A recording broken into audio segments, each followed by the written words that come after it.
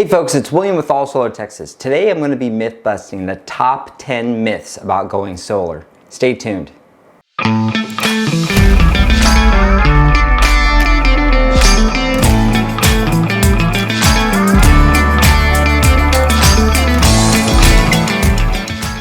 But before we dive in, please make sure to hit that subscribe button and don't forget to tap on that notification bell. That keeps you up to date with all the latest energy news that we produce here on the channel and helps us out a little bit with YouTube. Lastly, give us a call, reach out to us, email us, text message us, check out our website. Whether or not you're an existing solar customer and you just have some questions about your system, or if you're a potential solar customer and you're looking for the best deal and to be treated fairly, reach out to us. We get back quickly and I can't wait to hear from you.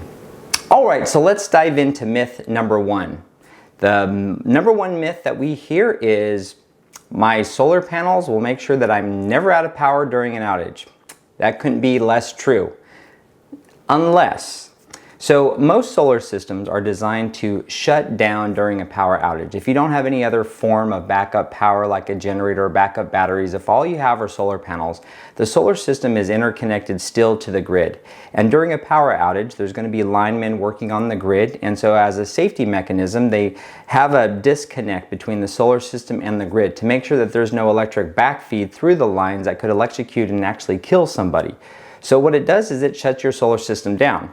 Now that's typical. That's been with your traditional inverters and microinverters until Enphase, that recently came out with an IQ8 microinverter, really changed the game here. Put in a smart switch as part of their micro IQ8 design, which allows the system to still produce electricity and power your home during a power outage.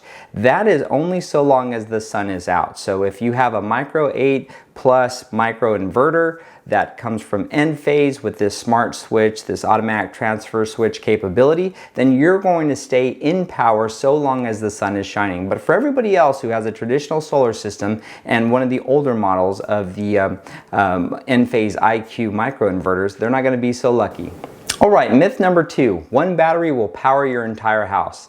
We get this a lot with customers. Customers are confused, they want backup power, and so they think all I have to do is add one battery.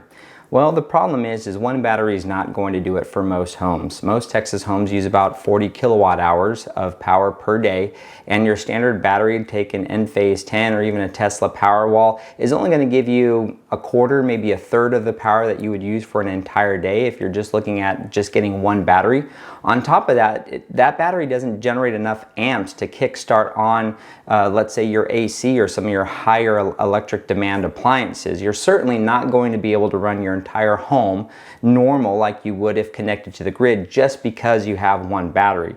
So it's a common misconception that just because I have a battery, I'm able to run my home regular like I am connected to the grid during a power outage. It's just not the case. You would have to stack multiple batteries together, make sure there's enough amperage to kickstart off all your higher demand appliances, or what I prefer, just get a generator. All right, myth number three. Having solar panels installed on my roof is going to make my roof more vulnerable to hail and wind type weather events. That couldn't be more false. In fact, some of the most recent data shows that roofs that have reinforcement through solar panels do a lot better in these types of hail and wind type events. If you have tier 1 solar panels, which is all that we sell and install in your home, those are rated for golf ball size hail that comes down at it at 25 miles per hour. Now, most likely that's not going to be the case during a hailstorm. Now let's talk about wind. There's some amazing footage, and I'll put a link below so that you can kind of check it out for yourself, that actually shows homes that have solar on their roofs after a wind event like a tornado or a big hurricane or a storm has come through. With all that goes into installing your solar panels on your roof, you're talking about railing systems and flashing that gets put down to help stabilize your roof. The sides of the roof that have the solar panels actually fare much better. In fact, you could tell that they were barely touched at all. So it's quite the opposite. Tier 1 solar panels are rated for golf ball size hail at 25 miles per hour, and the railing system and all the infrastructure that gets bolted into your roof really does nothing more than reinforce your roof, and it helps protect your roof from the kind of damage that you would expect to see after a hurricane or a tornado event. All right, myth number 4. Solar is too expensive. I can't afford it. Well, I have some really great news for you. This is an absolute false myth. You can afford it. In fact, with solar, it's never been a better time. If you could afford your current utility bill, then you could afford solar. Most of our customers are paying around the same price for their current electric bills, some cases a little bit less, some cases a little bit more, for their actual solar system. So we have very special financing available through the solar industry. We have 30-year fixed APR of 1.49% with zero money down. There's no lien on your home. It's incredibly easy to qualify for the type of credit that's available if you're financing your solar system, that anybody can afford solar. In fact, what you probably can't afford are the ups and downs that come with unpredictable utility rates. They raise rates just about every year, so there's one guarantee in life about your electricity: you're going to pay more for it, which is why solar is so affordable, because you're locking in the cost of your power to a single number, which you can then pay over a 5, 10, 15, 25, 30-year term with record low financing rates and fixed terms with zero money down, and there's no hidden fees or there's no lien that gets put on your property. It's an amazing opportunity to afford solar through these amazing loan options that we have available to us. In addition, let's talk about the 26% federal tax credit. There's not too often where you get to buy a home investment that's going to add value to your home and get 26% off the cost of that system. That's what we have available right now through the federal tax credit. That's going to be 26% all the way through the end of the year. So solar really is more affordable than most people would ever think. All right, myth number 5. There's some government program out there that if I just do enough research, it will pay for the entire cost of my system. Folks, that's just not true. If you see ads on Facebook or on YouTube that claim that all you have to do is give them a call, sign up, and if you qualify, your solar system will be paid for by the federal government or some other state incentive program, it's just false advertising.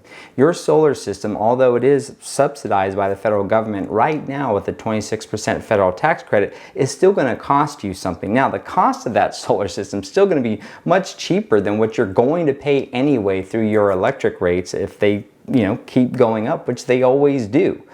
So when it comes to federal programs and all that, to my knowledge, and I've done a lot of research on it, I don't know how these folks are getting away with advertising that, but it's just not true.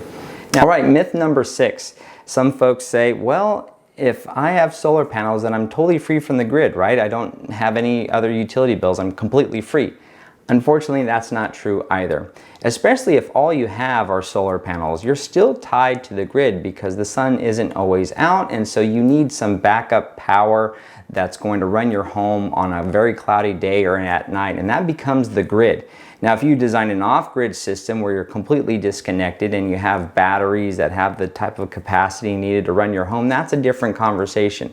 But some folks think that just because I have solar panels, somehow I'm disconnected from the grid. That's just not true. In fact, in some cases, you still may have a base demand charge or maybe a monthly connection charge to the grid. They're typically very, very low. I'm talking about $10 a month, $5 a month. But the fact is you're still going to be connected to the grid, and that's actually not a bad thing, because as long as your solar panels are producing electricity, you're pushing some of that energy, that excess production back to the grid, and they're giving you credits for it, so that when you do use your power at night or when the sun isn't shining, maybe during a storm or a very cloudy day, you're just tapping into that credit system that you have, because when the sun's out and you're not necessarily consuming all the electricity that you're producing, you're still pushing some excess back to the grid, and they give you credit for that, but you're still connected to the grid. All right, myth number 7.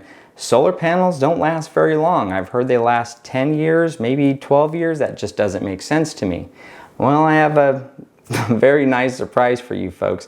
Solar panels and microinverters and all the components that we utilize to build your system have a 25-year warranty, and there's a reason for that. Those panels and those microinverters and those components are incredibly reliable, and they last a very long time.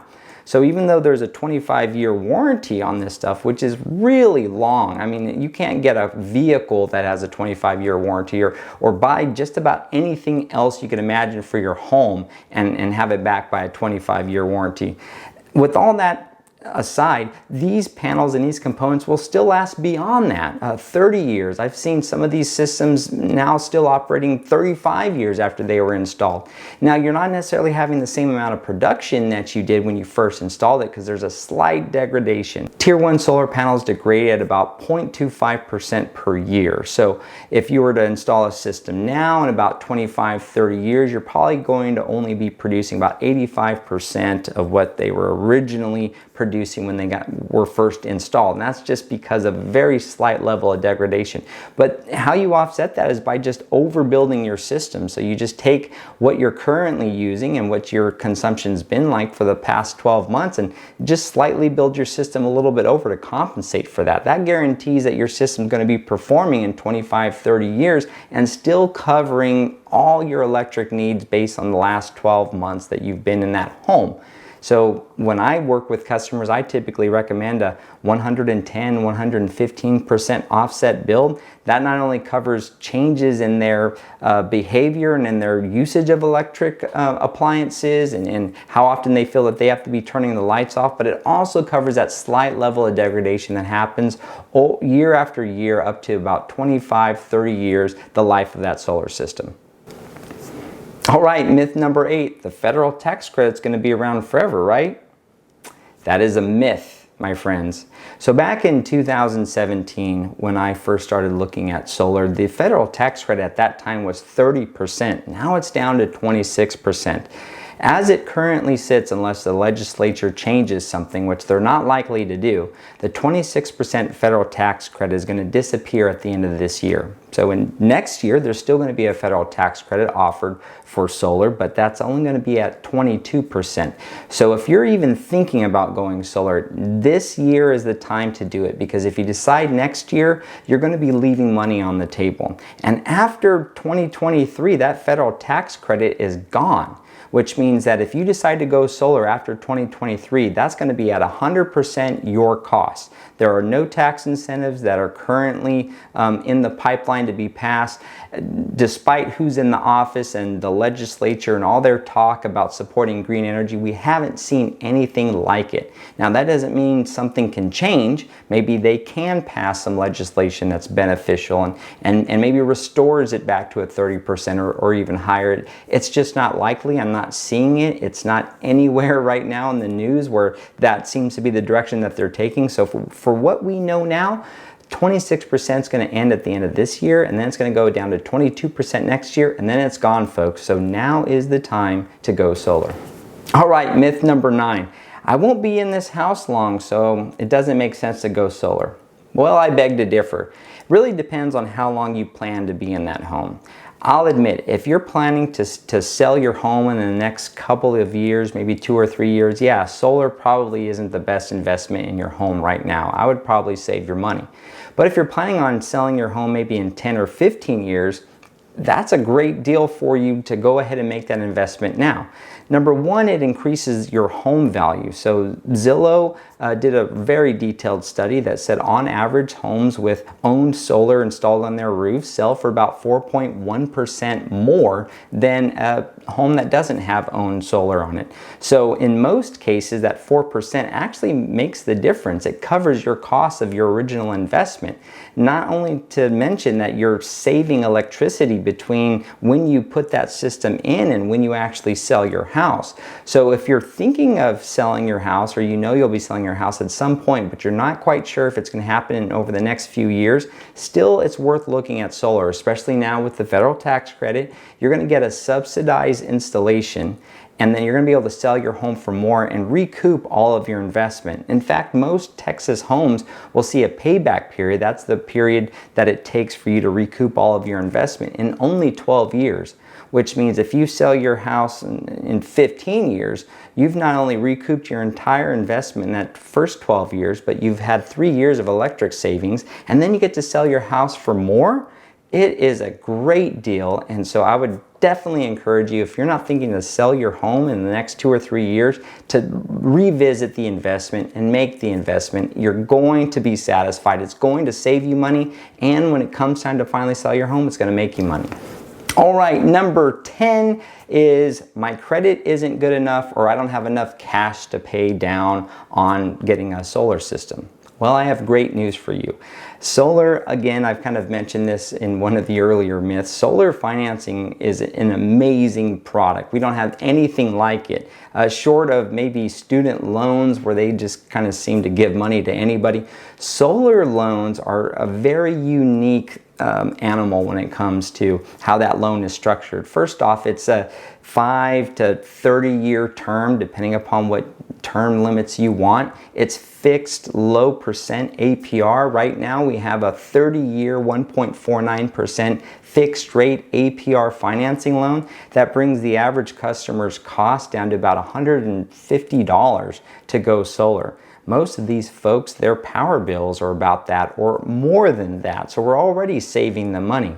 So yes, you can afford it. And the crediting system and how they look at pre-qualifying customers is very, very unique. For a minimum, for most of the loans that we have, they're looking at a 550, maybe a 630 credit score. I mean, that's not bad at all. You can't go into a car dealership and them give you those kinds of terms with that kind of credit score. So this is an investment. We understand that. But really what you're looking at is an amazing opportunity to get super low interest rates over a very long term and not have to worry about your credit being too poor, because most folks that I talk to, that's just not the case. Whether or not they've come on hard times or they've made some poor choices that have affected their credit score, most everybody qualifies for solar loans, and it's an amazing product. With record high interest rates, we're seeing them go up in the mortgage industry, we're seeing them go up everywhere, but solar. Now, will they go up over time? Maybe, but right now, that's what they are. There's very low interest rates. So it's a really good opportunity to revisit that. Secondly, there's no cash down. So if you think that you have to go into your pocket and pull out $6,000, $10,000 just to get approved at that, 25-year loan rate at that low APR, it's just not true. There's zero money down. Now, if you choose to put money down, it's going to help you because you're going to save on some of that interest long term, but it's not needed. So if you're just the typical customer that's paying your utility bills faithfully and you just want to get out of that endless cycle of up and down utility bills and ultimately that long tail that just keeps going up and up and up, give us a call because we can help you with that. We could lock in a single term limit at a single interest rate over a 25, 30-year period. It's up to you with no money down, and get your entire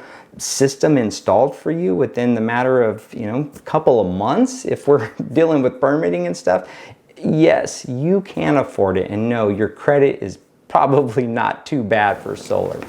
All right, folks, well, thank you for joining. So that was myth busting, the top 10 myths about the solar industry right now. Thank you so much for watching. Don't forget to leave a comment below and let us know what's holding you up from going solar and kind of taking back the power and claiming your energy independence. We can't wait to read about it, and we definitely interact with our comments too. It's normally me just responding. So if you got questions for me, just put them there in the comments box and I'll make sure to address them personally.